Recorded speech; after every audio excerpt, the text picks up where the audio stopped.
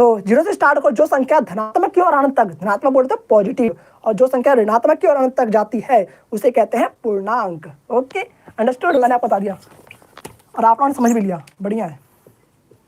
अब मैं आपको यहाँ पर करवाता हूँ, ठीक है।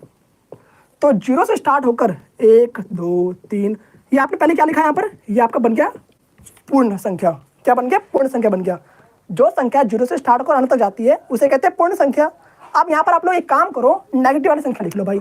नेगेटिव बोले तो -1, -2, -3, -4 and that that that that, इस तरीके से, ठीक है। तो बस इसमें दोनों में अंतर क्या है भाई, आप पहले पूर्ण संख्या लिख दो और इस तरफ माइनस का भी लिख दो भाई, एंड माइनस प्लस दोनों मिलाकर और साथ में जीरो मिलाकर क्या बन जाएगा? पूर्णांक बन जाएगा, ठीक है।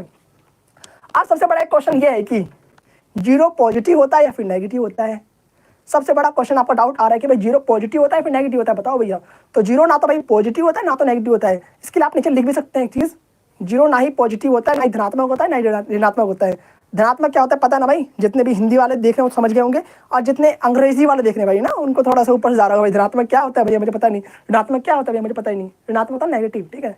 चलिए, ये था बेसिक चीज। एंड अब देखते हैं भाई परिमेय संख्या के ऊपर आते हैं। तो मैंने आपको बेसिक समझा दिया है, अब परिमेय संख्या के ऊपर आते हैं। परिमेय संख्या क्या होती है उसके बारे में बात करते हैं। फटाफट से उतार लो भाई, 30 सेकंड दे रहा हूं आप लोगों को, एंड इस बीच आप लोगों को अपने डाउट्स पूछने हैं, ठीक है। चलिए फास्ट, बिल्कुल फास्ट,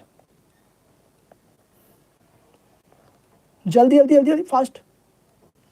आज संडे लाइव सेशन होगा? हाँ होगा, होगा रात में होगा भाई, इंस्टाग्राम पे बता दूंगा, शॉर्ट्स में बता दूंगा आप लोगों को, चलो ठीक है। जल्दी उतार लिया, 20 सेकंड मिलेगा सिर्फ, बहुत छोटा था। चलो आ जाओ आगे, देखो काफ़ी सारी चीज़ करवाना ना भाई, इसलिए जल्दी रफ कर रहा हूँ, ठीक है। इन सभी के पीडीएफ आप लोग को मिल जाएंगे टेलीग्राम पे, फॉलो कर लेना, टेंशन मत लो। नीचे लिख दिया करो आप लोग कि मुझे पीडीएफ चाहिए, मैं आप लोग को बाकायदा बिल्कुल लिख कर ना दे दूंगा अच्छे तरीके से। ज़रूरत नहीं है वैसे, आप लोग पोस्ट करके बाद में उतार सकते हैं भाई, ये वीडियो से ही बताएगी बाद में, ठीक है। चलिए बात करते हैं परिमेय संख्या की।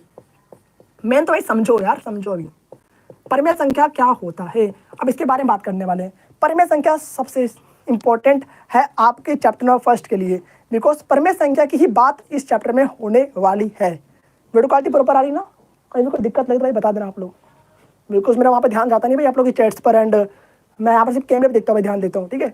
तो मुझे पता नहीं आता भाई वहाँ पर क्या कुछ हो रहा है, कितने लोग जुड़ रहे हैं, कितने आप लोग कैसे डाउट देख रहे हैं मुझे। चलिए बढ़िया आ रहा है वीडियो क्वालिटी, कोई दिक्कत नहीं, बहुत ही बढ़िया। तो परिमेय संख्या के बारे में बात करते हैं। परिमेय संख्या जिस संख्या को हम P/Q के रूप में लिख सकते हैं। डेफिनेशन बोलना आप लिख लो भाई, ठीक है। इसकी वीडियो आप लोगों को नीचे मिल जाएगी लिंक में, जाकर देख लेना भाई, वहाँ पर डेफिनेशन में लिखवा रखा है। तो जिस संख्या को हम P/Q के रूप में लिख सकते हैं उसे कहते हैं परिमेय संख्या। बट यहाँ पर एक ट्विस्ट है। ट्विस्ट क्या है भैया जी?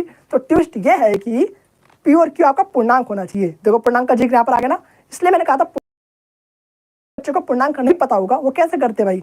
अगर मैं सिंपली यहाँ पर आ जाता भाई तो आप लोग सोचते भाई पूर्णांक होता क्या भैया, पहले पूर्णांक तो बताओ यार, पूर्णांक क्या होता है। बल्कि पूर्णांक आप लोगों ने क्लास 8 में पढ़ लिया है, क्लास 7 में पढ़ लिया भाई, बहुत छोटी चीज़ है पूर्णांक। तो ये मैं क्लास 7 वाले बच्चों को कराता हूँ पूर्णांक, पूर्ण संख्या, प्राकृतिक संख्या क्लास 6 वाले बच्चों को कराता हूँ मैं, आप तो क्लास 9। तो डेफिनेशन आप देखो, जिस संख्या को हम P/Q के रूप में लिख सकते हैं उसे कहते हैं परिमेय संख्या। आप यहाँ पर P और Q आपका क्या होना चाहिए, कंडीशन यहाँ पर 2 कंडीशन दे रखी है आप लोगों को। P और Q आपका क्या होना चाहिए, पूर्णांक होना चाहिए। पूर्णांक में समझ में आया आपका आ गया ना, पूर्णांक मतलब कि पॉइंट वाला नहीं होना चाहिए। पूर्णांक मतलब नेगेटिव एंड पॉजिटिव हो सकता है, कोई दिक्कत नहीं है, लाख करोड़ जितने मर्जी उतने हो सकते हैं, बट पॉइंट वाला नहीं होगा, ना कि रूट वाला भी नहीं होगा। अब मैं आप आगे बताने वाला आपको डिटेल में।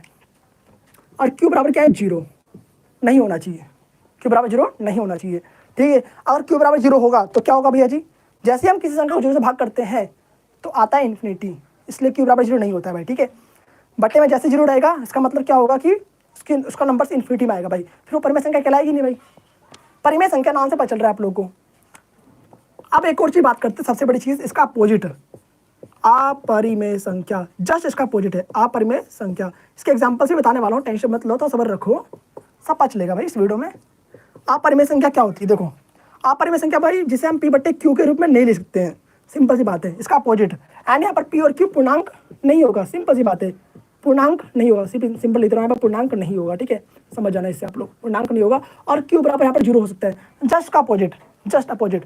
परिमेय संख्या अपरिमेय संख्या अपोजिट है भाई, परिमेय के आगे आ लगा दिया, अपरिमेय संख्या बन गया।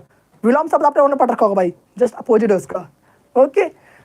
अब बात करते हैं एग्जाम्पल्स की, किसके एग्जाम्पल्स क्या होंगे उनके बारे में बात करने वाले हैं। तो इंपॉर्टेंट